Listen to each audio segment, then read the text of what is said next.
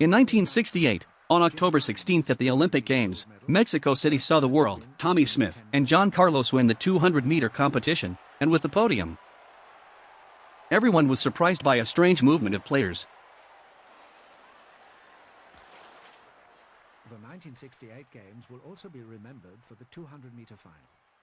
On the final straight, Tommie Smith powered past. It is the slogan of the Black Power movement.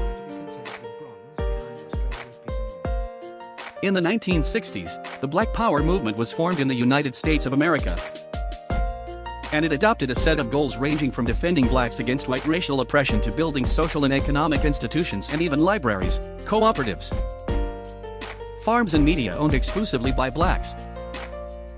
Although the movement was criticized by the prevailing civil rights movement for its tendency to isolation and its clear support for apartheid, and its adoption of the idea of black supremacy over other races, even for its use of violence, the interaction between the two movements continued.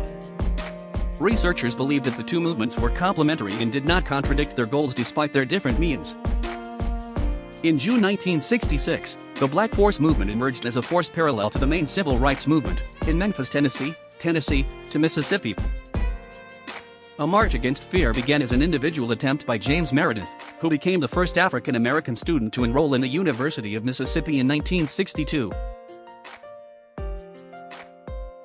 After a disagreement between their approaches, King and Carmichael, who was the first to use the term Black Power as a political and public slogan, revived their alliance again in early 1968 when King was planning to organize a campaign of the poor with the goal of mobilizing thousands of protesters in Washington or the Capitol to demand an end to poverty in the country.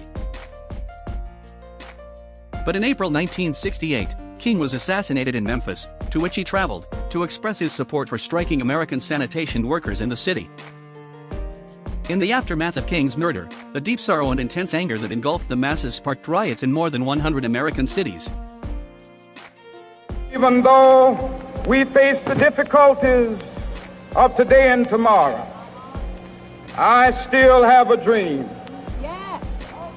It is a dream deeply rooted in the American dream.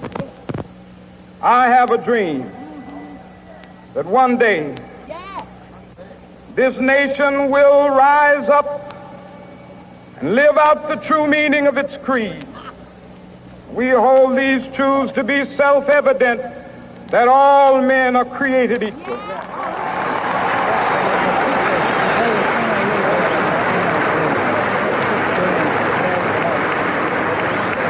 I have a dream that one day on the red hills of Georgia, the sons of former slaves and the sons of former slave owners will be able to sit down together at the table of brotherhood. I have a dream.